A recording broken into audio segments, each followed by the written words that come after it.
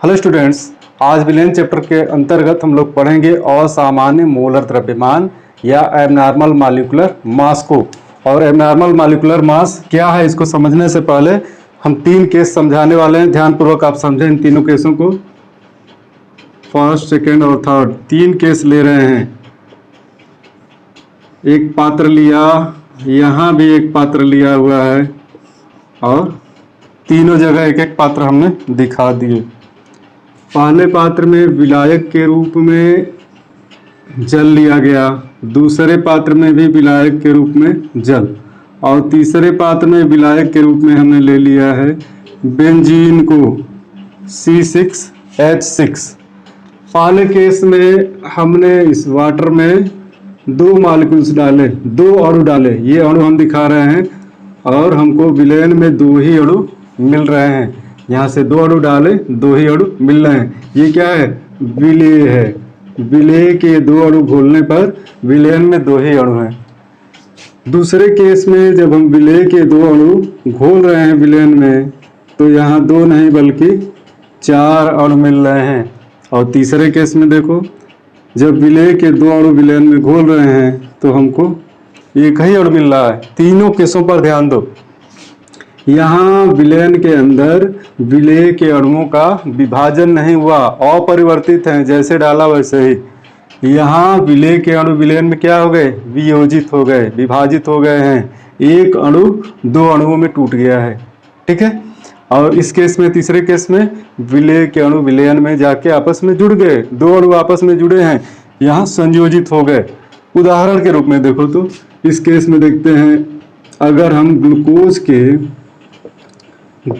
के दो अणु डालते हैं तो अपरिवर्तित रहेंगे।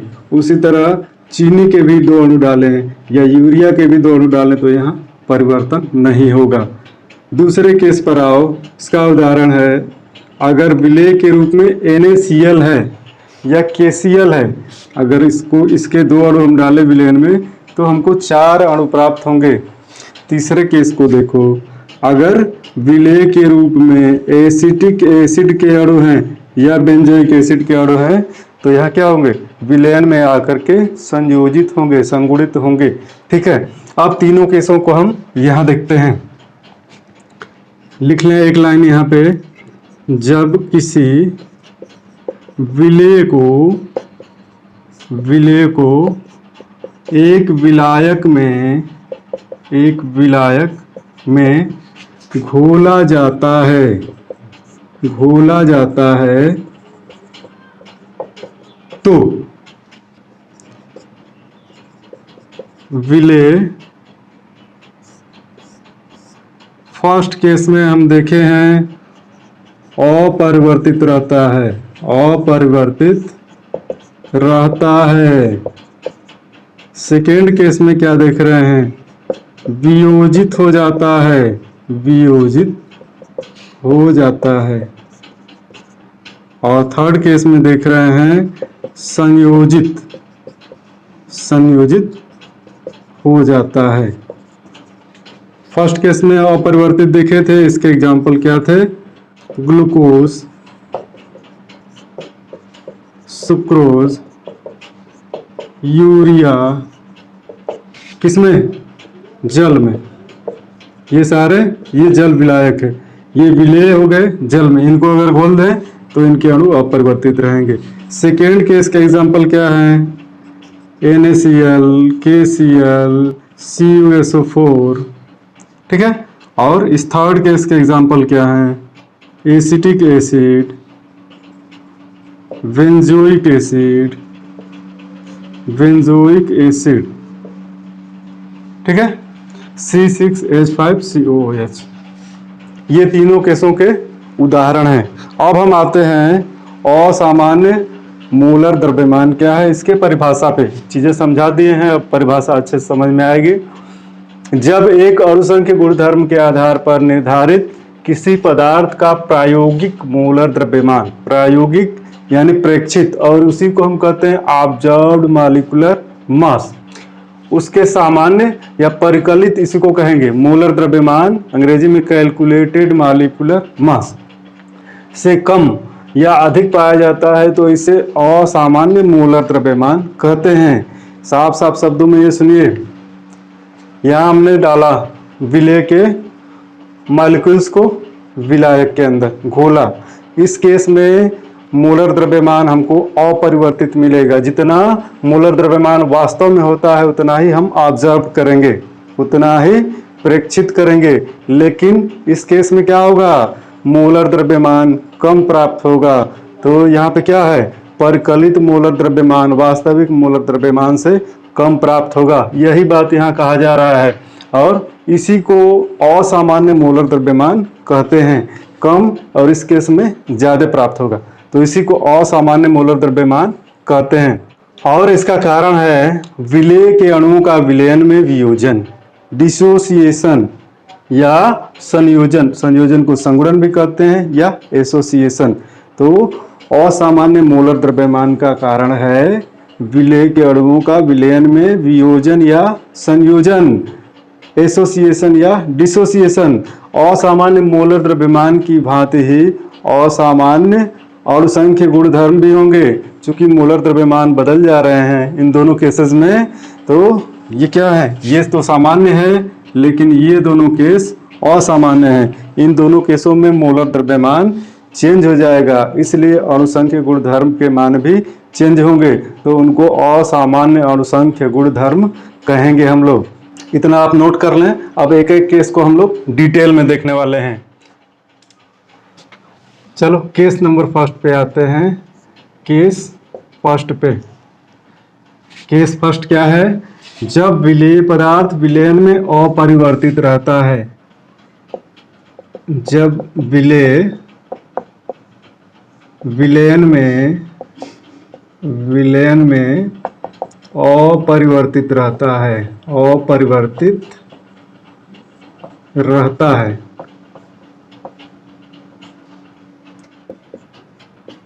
विलेय का प्रेक्षित मोलर द्रव्यमान उसके विलेय का परिकलित मोलर द्रव्यमान, परिकलित मोलर द्रव्यमान। ठीक है, जब विलेय विलयन में अपरिवर्तित रहेगा उस समय जितना हम प्रेक्षित करेंगे उतना ही कैलकुलेटेड जो वैल्यू है वही आएगा, दोनों वैल्यू सेम होंगी। और दूसरा स्टार पॉइंट बना रहे हैं, प्रेक्षित अणुसंख्य गुणधर्म, अणुसंख्य गुणधर्म बराबर होंगे परिकलित अणुसंख्य गुणधर्मों के, अणुसंख्य गुणधर्म। ठीक है, यहाँ पे कोई चेंजिंग नहीं है और यही सारी केसेस हम लोग पढ़े हैं। केस नंबर 2 पे आते हैं। केस नंबर सेकेंड पे आ गए। केस नंबर सेकेंड क्या है, जब विलेय विलयन में वियोजित होता है, वियोजित होता है। जब विलेय विलयन में वियोजित होता है, वियोजित होता है। इसका उदाहरण हम ले रहे हैं, जैसे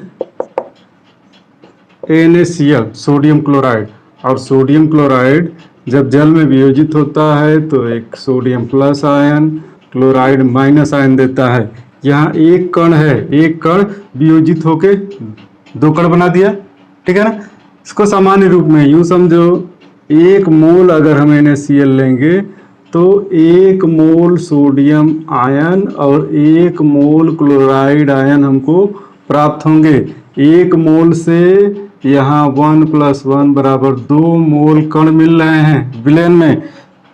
क्या निष्कर्ष निकला, विलयन में कणों की संख्या बढ़ जा रही है ना। इसी पॉइंट को हम नीचे लिखेंगे। तो विलयन में कणों की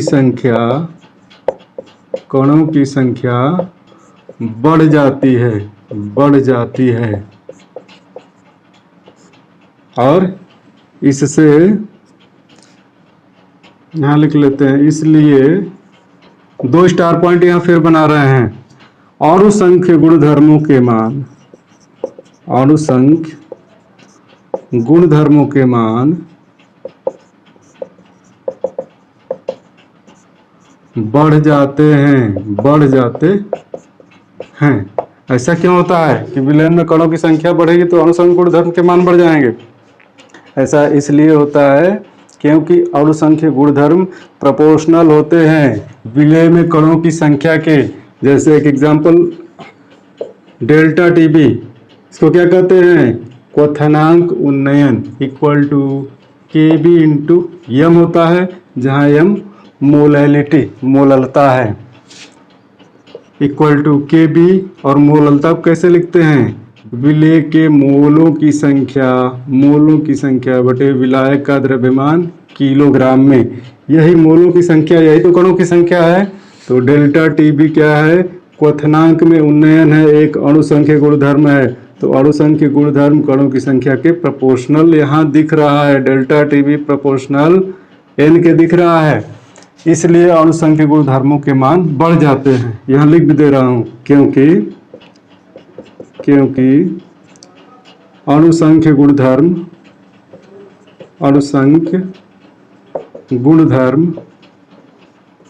प्रोपोर्शनल कणों की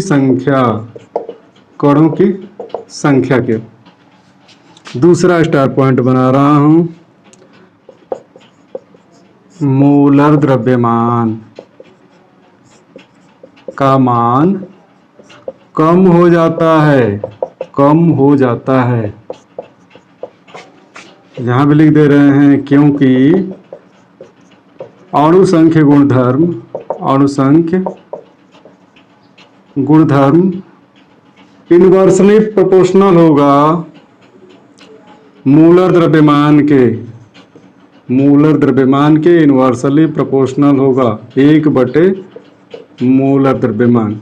इसको कैसे देखो, इसको दिखा रहा हूं, देखो यहीं से डेल्टा टीबी प्रोपोर्शनल एन हो रहा है ना, और एन इसको यहां दिखा रहा हूं, डेल्टा टीबी प्रोपोर्शन एन आ रहा है। और इसी एन को हम क्या लिखेंगे? ये एन है विलय के मोलों की संख्या, और विलय के मोलों की संख्या को हम लिखते हैं विलय का भार और इसका मोलर द्रव्यमान mm। तो यहाँ डेल्टा टीबी इनवर्सली प्रोपोर्शनल आ गया मोलर द्रव्यमान को। यही चीज यहाँ हम दिखाए हैं। अब केस नंबर 3 लेते हैं, केस 3 को। जब विलयन में संयोजित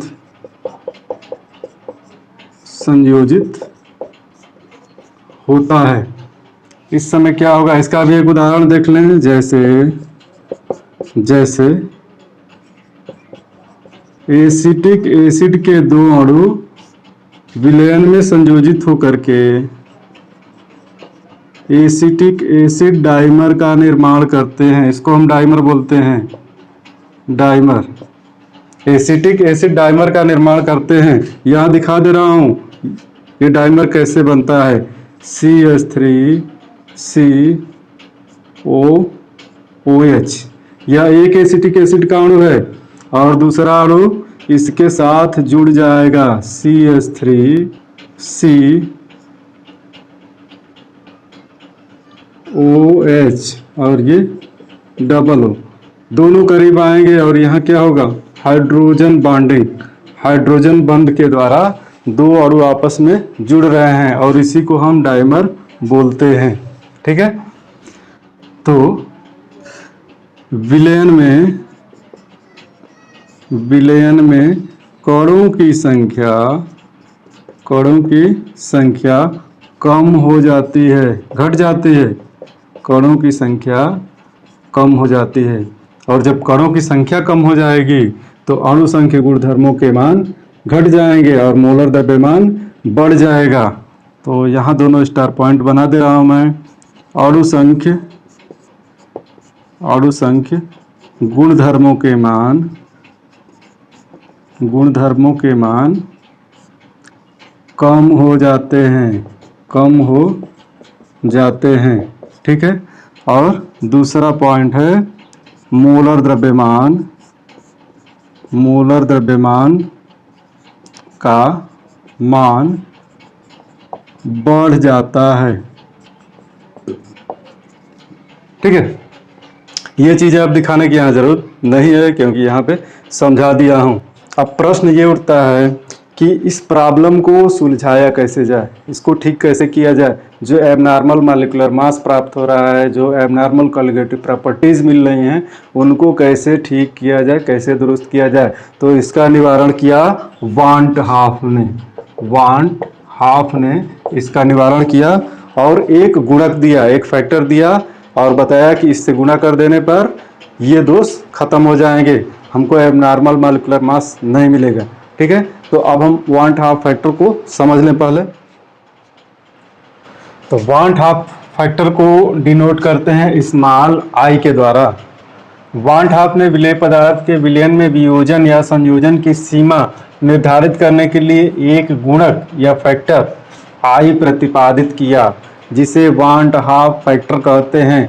और इस आई की वैल्यू को कैसे निकालते हैं, तो यह हम बता दें, आई इक्वल टू वियोजन या संयोजन, वियोजन ऑब्लिक संयोजन के पश्चात कणों की कुल संख्या बटे वियोजन या संयोजन से पूर्व, वियोजन ऑब्लिक संयोजन से पूर्व कुल कणों की संख्या। तो इसको याद रखना है एक फार्मूले के रूप में। दूसरी बात, अगर कणों की संख्या ना दे करके कॉलिगेटिव प्रॉपर्टी दे रहा है या मोलर द्रव्यमान दे रहा है, तो उस समय हम आई की गणना कैसे करेंगे। मोलर द्रव्यमान के केस में आई इक्वल टू मोलर द्रव्यमान, चूंकि हम लोगों ने असामान्य मोलर द्रव्यमान शुरू में हेडिंग डाला था, ये ट्रिक बता दे रहा हूँ याद रखने के लिए। तो याद रखेंगे आई तो हम केयर ऑफ करेंगे। केयर ऑफ से यहाँ मतलब समझ लें क्या होगा, कैलकुलेटेड मोलर मास, ये सी से, और बटे ऑब्जर्व्ड मोलर मास, इसीलिए हमने लिखा care of observed molar mass के। हिंदी में इसको क्या कहते हैं, परिकलित मोलर द्रव्यमान बटे प्रेक्षित मोलर द्रव्यमान के। तो अगर मोलर द्रव्यमान दिया हुआ है तो उस समय हम आई को इस सूत्र द्वारा निकालेंगे, और अगर अणु संख्य गुणधर्म दिया हुआ है जो CO था, अब उसी को उलट देंगे, प्रेक्षित अणु संख्य गुणधर्म बटे परिकलित अणु संख्य गुणधर्म। ठीक है, तो इस तरह से हम आई की वैल्यू को कैलकुलेट कर लेंगे, और इन सबका निष्कर्ष जो है बहुत ही छोटा है। जो असामान्य वैल्यूज प्राप्त हो रहे थे उनको ठीक कैसे किया जाए, तो बहुत ही शॉर्ट है, उसको देख लें हम लोग कैसे ठीक किया जाए। कॉलिगेटिव प्रॉपर्टीज में था, पहली कॉलिगेटिव प्रॉपर्टी क्या थी, relative lowering of vapour pressure. ये पहली कॉलिगेटिव प्रॉपर्टी थी। वाष्प दाब में सापेक्ष अवनमन, वाष्प दाब में सापेक्ष अवनमन। ठीक है, अब याद आ रहा होगा इसके लिए फार्मूला क्या था, क्या मिला था, डेल्टा P बटे P01 इक्वल टू x2, विलेय का मोल प्रभास था। ठीक है, x विलेय भी लिखे थे हम कहीं कहीं, तो इसी फार्मूले में चेंजिंग करनी है, आई को लगा देना है जो गुणक है, तो हमारे लिए एबनॉर्मल केस का मॉलिक्यूलर मास या फिर कॉलिगेटिव प्रॉपर्टीज प्राप्त हो जाएगी। डेल्टा पी से delta P01 equal to IX2K। अब हमारा फार्मूला वाष्प दाब में सापेक्ष अवनमन के लिए इससे चेंज होकर के ये हो गया। ठीक है, उसी प्रकार दूसरी कॉलिगेटिव प्रॉपर्टी थी क्वथनांक उन्नयन, और क्वथनांक उन्नयन के लिए हम लोगों ने क्या लिखा था, याद करो फार्मूले को, डेल्टा टीबी इक्वल टू के बी इंटू एम, ये मोललता थी। इससे ये सूत्र चेंज होके हो जाएगा डेल्टा टीबी इक्वल टू आई, फिर से हम आई का गुणा कर लें, आई के बी एम के। तीसरा अणुसंख्य गुणधर्म था हिमांक अवनमन, और इसके लिए फार्मूला याद करो, क्या लिखे थे, delta T F equal to K F into M के था। ये चेंज होके हो जाएगा delta T F equal to I K F M के। और चौथी कॉलिगेटिव प्रॉपर्टी परासरण दाब थी, ऑस्मोटिक प्रेशर। इसके लिए फार्मूला क्या था, pi equal to C R T. अब ये फार्मूला चेंज होके बन जाएगा pi equal to I C R T. ठीक है, तो अब बदले हुए फार्मूला असामान्य मोलर द्रव्यमान या असामान्य अणुभार के लिए हमको ये मिल गया है ना। तो इस फार्मूले के ऊपर अब जो भी न्यूमेरिकल्स बनते हैं उनको हम लोग करेंगे। ठीक है, नेक्स्ट वीडियो में मिलते हैं। Thank you.